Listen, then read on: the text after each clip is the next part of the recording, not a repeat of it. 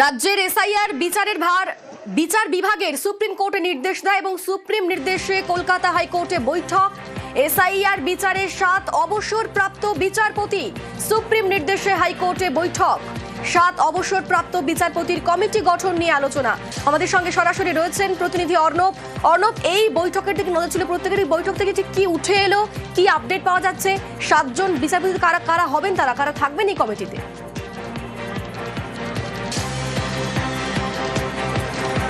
দেখো, 2:35 থেকে বৈঠক শুরু হয়েছে, প্রায় 1.5 ঘন্টা এই বৈঠক হতে চলল সুপ্রিম কোর্টের নির্দেশ মেনে। এবং এই বৈঠকে শুরুতেই আমরা যেটা সূত্র মারফত জানতে পারছি, কেন্দ্রের তরফে বিশেষ করে ইসিআই এর যিনি প্রতিনিধি রয়েছেন, সুপ্রিম কোর্টের নির্দেশকে দেখিয়ে বলেন যে কলকাতা পুলিশ কমিশনারের এই বৈঠকে তো থাকার কথা নয়।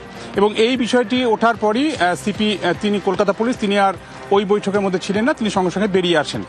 এবং বৈঠকে যে বিষয়টা প্রথমেই আলোচনায় আসছে এবং সেটা নিয়ে সিদ্ধান্ত হচ্ছে তা হচ্ছে এই যে জুডিশিয়াল অফিসাররা জেলা জুড়ে কাজ করবে 23টা জেলায়, এবং তারা হিয়ারিংগুলো করবে, ক্লেম অবজেকশনগুলো দেখবে, সেটা সুপারভিশন করার জন্য, নজরদারি করার জন্য 7 জন কলকাতা হাইকোর্টের অবসরপ্রাপ্ত বিচারপতি নেতৃত্বে একটা কমিটি গঠন হচ্ছে।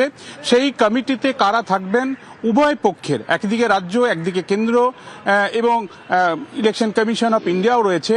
কার্যত ঐক্যমত্যের ভিত্তিতে এই 7 জন অবসরপ্রাপ্ত বিচারপতিকে সিলেক্ট করা হচ্ছে। এবং সেখানে যেমন ভাস্কর ভট্টাচার্য অত্যন্ত দিকপাল বিচারপতি ছিলেন, আমরা জানি কলকাতা হাইকোর্টে যারা আইনের পেশার সঙ্গে যুক্ত তারা প্রত্যেককে এক বাক্যে চেনেন ভাস্কর ভট্টাচার্য এই মানুষটিকে। ভাস্কর ভট্টাচার্যের নাম শোনা যাচ্ছে, এরকম আরো অনেক নাম রয়েছে, কিন্তু ঐক্যমত্যের ভিত্তিতে কাদের নাম আসবে সেটার জন্য আমাদের মিটিং শেষ পর্যন্ত অপেক্ষা করতে হবে। এই কমিটি মূলত বিভিন্ন জেলার জুডিশিয়াল অফিসারদের কাজ, এসআইআর প্রক্রিয়া তারা তদারকি করবে।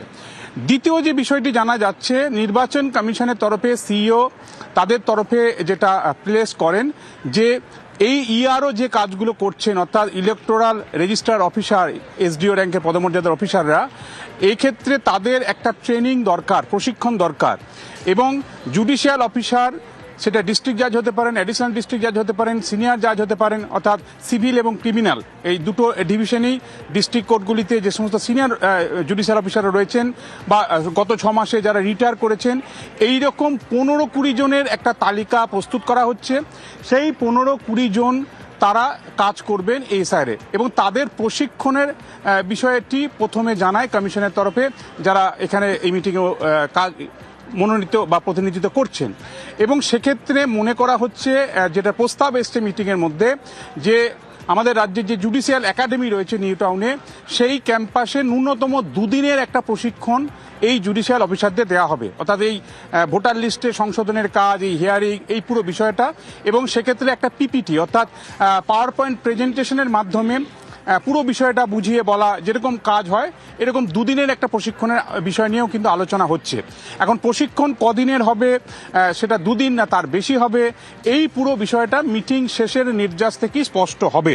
তবে জুডিশিয়াল অফিসার তাদের একটা তালিকা তৈরি, 1, 2 জুডিশিয়াল অফিসার, ডিস্ট্রিক্ট জজ, অ্যাডিশনাল ডিস্ট্রিক্ট জজ গত 6 মাসে রিটায়ার করেছেন, এই রকম মিলিয়ে প্রায় 15 থেকে 20 জনের একটা জুডিশিয়াল অফিসারদের একটা জেলায় দল তৈরি করা বা টিম তৈরি করা হচ্ছে। সেই তালিকায় কারা কারা থাকবেন সেটা একটা তৈরি করা হচ্ছে, এবং তাদের প্রশিক্ষণ এবং কাজটা কিভাবে এগোবে। তবে আমরা যেটা সূত্র মারফত জানতে পারছি, এটা একেবারেই সূত্র, তা হচ্ছে নির্বাচন কমিশন চাইছে যেহেতু আনডিসপিউটেড ভোটার যে লিস্ট সংশোধনের কাজ, সেটা প্রায় 90-95% হয়ে গেছে, সেই তালিকাটা তারা প্রকাশ করে তারা ভোট ঘোষণা করে দিতে চায়। এবং ভোট ঘোষণার পরেই তো আর পরের দিনই ভোট গ্রহণ হয় না, সেই ভোটটা নিতে হয়তো এপ্রিল মাস হয়ে যাবে। কাজেই এই এন্টায়ার মার্চ মাস ধরে এই জুডিশিয়াল অফিসাররা বাকি যে আনডিসপিউটেড অংশ, অর্থাৎ তৃণমূল কংগ্রেসের যে অভিযোগ ছিল logical discrepancy, unmapped claim objection নিয়ে, সেই খুঁতগুলো পরিষ্কার করার এই শুনানিটা চলুক এন্টায়ার মার্চ মাস ধরে। ভোটের 7 দিন আগেও ভোটার লিস্টে নাম তোলা যায়, সেক্ষেত্রে এই 95% বা 95% যেটা আনডিসপিউটেড ভোটার তালিকা, তার ভিত্তিতে ভোটটা ঘোষণা হোক, এবং ডিসপিউটেড যে অংশটা, সেই অংশটা পরে, অর্থাৎ ঠিক ভোটের 7 দিন আগেই সেখান থেকে যা আসবে হাতে অনেকটা সময় পাওয়া যাবে, তাদের একটা সাপ্লিমেন্টারি লিস্ট বুথ ভিত্তিক এবং একই সঙ্গে বিধানসভা ভিত্তিক প্রকাশ করে তাদের ভোটার লিস্টে নাম তুলে দেওয়া হবে যাদের নাম আসবে। এরকম একটা প্রস্তাব এসছে, কিন্তু সেই প্রস্তাবের প্রেক্ষিতে এক্ষেত্রে রাজ্য, কেন্দ্র এবং প্রধান বিচারপতি স্বয়ং সুজয় পাল তিনি নিজে রয়েছেন, কি সিদ্ধান্ত সেটার জন্য আমাদের কিছুটা ওয়েট করতে হবে। অর্থাৎ কমিশন চাইছে না ভোট ঘোষণার দেরি করতে, অর্থাৎ 28শে ফেব্রুয়ারি তারা ভোটার তালিকা প্রকাশের পর তারা ভোট ঘোষণার দিকে এগোতে চাইছে। এখন মূল মামলাকারী হিসেবে যারা এই মামলাটাকে সুপ্রিম কোর্ট নিয়ে গেছেন, ভারতের ইতিহাসে, জাতীয় নির্বাচনের ইতিহাসে নজির তৈরি করেছেন সেই তৃণমূল কংগ্রেস, মমতা বন্দ্যোপাধ্যায়, দোলা সেন, ডেরেক ওব্রায়েন, জয় গোস্বামী, তারা এই বিষয়টিতে কিভাবে রিয়াক্ট করে, কারণ তারা মামলার অন্যতম স্টেক হোল্ডার। তাদের আপত্তিতেই এই বিষয়টি এতদূর পর্যন্ত গড়িয়েছে, সেটাই এখন দেখান। ধন্যবাদ অর্ণব।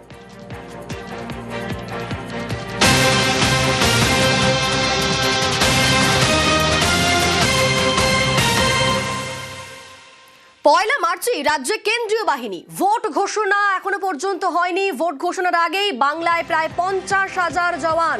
পয়লা মার্চ রাজ্যে আসছে 240 কোম্পানি কেন্দ্রীয় বাহিনী, আর 10ই মার্চ আরো 240 কোম্পানি আসছে রাজ্যে। আমাদের সঙ্গে সরাসরি রয়েছেন প্রতিনিধি সোমরাজ।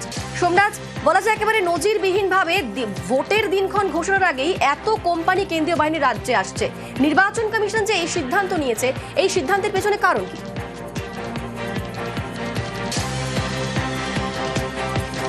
দেখো, একদমই নজিরবিহীন, কারণ রাজ্যে বিধানসভা নির্বাচনের নির্ঘণ্ট ঘোষণার আগে এত সংখ্যক বাহিনী মোতায়েনের নজির অন্তত সাম্প্রতিক সময় নেই বলেই দাবি করছে প্রশাসনিক মহল।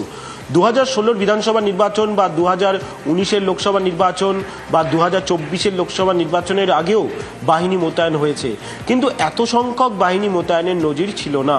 এবারে যেটা প্রশ্ন আসে, অবশ্যই কেন নির্বাচন কমিশন এত সংখ্যক বাহিনী মোতায়েনের সিদ্ধান্ত নিল। যেটা কমিশন সূত্রে জানা যাচ্ছে, এসআইআর এর যে তালিকা 28 তারিখে প্রকাশ হবে, যেটা প্রাথমিক তালিকা বলা হচ্ছে, চূড়ান্ত তালিকা নয়, কারণ তারপরে সাপ্লিমেন্টারি লিস্ট বার করা হবে। এই তালিকা প্রকাশের পর বেশ কিছু জায়গায় আইন শৃঙ্খলা নিয়ে সমস্যা তৈরি হতে পারে বলেই মনে করছে কমিশন। দ্বিতীয়ত, যেহেতু এই লিস্ট প্রকাশের পরেই নির্বাচন কমিশনের তরফে রাজ্যের বিধানসভা নির্বাচনের নির্ঘণ্ট ঘোষণা করে দেওয়া হবে বলেই চর্চা রয়েছে, সেই জায়গায় দাঁড়িয়ে যাতে আইন শৃঙ্খলা অবনতির পরিস্থিতি তৈরি না হয়, সেই কারণেই জাতীয় নির্বাচন কমিশন এ রাজ্যের আইন শৃঙ্খলা নিয়ে ঝুঁকি নিতে চাইছে না, আর সেই কারণেই এত সংখ্যক বাহিনী মোতায়েনের সিদ্ধান্ত নেওয়া হয়েছে। আগামী পয়লা মার্চ প্রথম পর্যায়ে 240 কোম্পানি আসবে, আগামী 10ই মার্চ দ্বিতীয় পর্যায়ে 240 কোম্পানি বাহিনী আসবে। কিন্তু আরও একটা প্রশ্ন, এই যে বাহিনী মোতায়েন হবে, এই বাহিনী কোথায় কোথায় মোতায়েন করা হবে, এই রূপরেখা ঠিক করতে আগামী সপ্তাহের শুরুতেই সম্ভবত সোমবারই রাজ্যের মুখ্য নির্বাচনী আধিকারিকের দপ্তরে বৈঠক হবে, যে বৈঠকে বিভিন্ন বাহিনীর দায়িত্বপ্রাপ্ত আধিকারিকরা, রাজ্য পুলিশের ডিজিপি, রাজ্য পুলিশের নোডাল অফিসার, রাজ্যের মুখ্য নির্বাচনী আধিকারিক এবং তার সঙ্গে রাজ্যের স্বরাষ্ট্র সচিব পর্যায়ের আধিকারিকরা থাকবেন। মূলত জাতীয় নির্বাচন কমিশন যে যে জায়গাগুলিকে স্পর্শকাতর অঞ্চলগুলিতে চিহ্নিত করছে বা করেছে, এই স্পর্শকাতর অঞ্চল কি ভিত্তিতে কমিশন ঠিক করছে, অতীতে যে জায়গাগুলিতে নির্বাচন চলাকালীন সময় গন্ডগোল, অশান্তি হয়েছে বা নির্বাচনের আগে অশান্তি হয়েছে, যে পরিসংখ্যান নির্বাচন কমিশনের কাছে রয়েছে, সাম্প্রতিক সময় এসআইআর এর শুনানি পর্ব চলাকালীন যে যে জায়গাগুলিতে বিক্ষিপ্ত অশান্তি ঘটেছে, সরকারি সম্পত্তির মতো নষ্টের ঘটনা ঘটেছে, এই জায়গাগুলিতেই নির্বাচন কমিশন চায় কেন্দ্রীয় বাহিনী মোতায়েন করে এরিয়া ডমিনেশনের কাজ করতে, অর্থাৎ যাতে ভোটারদের মধ্যে কনফিডেন্স বাড়ে। কিন্তু এক্ষেত্রে রাজ্য পুলিশেরও ভূমিকা থাকবে, কারণ রাজ্য পুলিশেরও বাহিনী থাকবে তাদের সঙ্গে।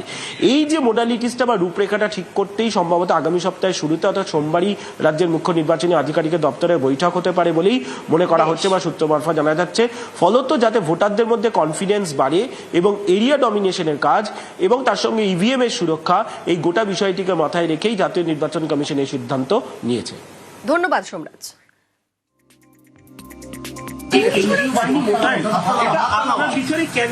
না না, এটা আমি জানি না, এটা ইসিআই থেকে হয়েছে, এটা আজকে খবর পেয়েছি আমি। এই কেন্দ্রীয় বাহিনী কিভাবে কাজ করবে বাট দেখা যাক, এটা তো এখানে লেখা আছে কি ডিজি সঙ্গে কথা করবে, স্টেট যে অবজার্ভার আছে ওনার সঙ্গে কথা করবে, সবাই সঙ্গে কথা করবে, অর্ডার মধ্যে লেখা আছে। এ নিয়ে শুরু হচ্ছে রাজনৈতিক চর্চা। বাহিনী ভোট দেবে না, মানুষই বিজেপিকে জবাব দেবে, এমনটাই তোপ অরূপের। এদিকে 21শে ভোট পরবর্তী অশান্তিতে আক্রান্ত বিজেপি, বাংলার মানুষ সব জানে, পাল্টা জবাব দেবজিতের। গতবার প্রায় 950 কোম্পানি বাহিনী এসেছিল। পারলে রাশিয়া ইউক্রেনের বাহিনী আনবে, পারলে রাষ্ট্রপুঞ্জের শান্তিরক্ষী বাহিনী আনাবে। দিনের শেষে বাহিনী ভোট দেবে না, ভোট দেবে বাংলার মানুষ। যে বাংলার মানুষ দেখছে বিজেপির বঞ্চনা, বিজেপির অত্যাচার, এই লজিক্যাল ডিসক্রিপেন্সির নামক অসভ্যতা, বাংলা ভাষায় কথা বললে অত্যাচার। উল্টো দিকে মমতা ব্যানার্জির সরকার সেই বাংলার মানুষকে রিলিফ দিচ্ছে। 10.5 কোটি বাঙালি যখন ভোট দিতে যাবে, ভোটের লাইনে এই হয়রানিগুলোর লাইন বাঙালি ভুলবে না। পশ্চিমবঙ্গের মানুষ দেখেছে পশ্চিমবঙ্গের বাঙালি কিভাবে খুন হয়েছে শুধু বিজেপি করার অপরাধে তৃণমূলের হাতে। গত 21 সালের নির্বাচনের পরে আমাদের সদস্য সমর্থক 250-র ওপর তারা খুন হয়ে গেলেন। আমাদের সদস্য সমর্থকদের প্রায় 1500 বাড়ি জেসিবি দিয়ে মাটিতে মিশিয়ে দেওয়া হয়েছে, তারপরেও আমরা টিকে আছি, আমরা লড়ে যাচ্ছি। এই রাজ্যে একমাত্র বিশ্বাসযোগ্য বিরোধী দল হিসেবে মাথা তুলে দাঁড়িয়ে আছি, বিজেপি দাঁড়িয়ে আছে, কারুর দয়ায় নয়, কারুর অনুকম্পায় নয়। নির্বাচন কমিশন কেন ডাকছেন সেটা নির্বাচন কমিশন জানে এবং বাংলা তথা ভারতবর্ষের মানুষ জানে। ভোট হবে।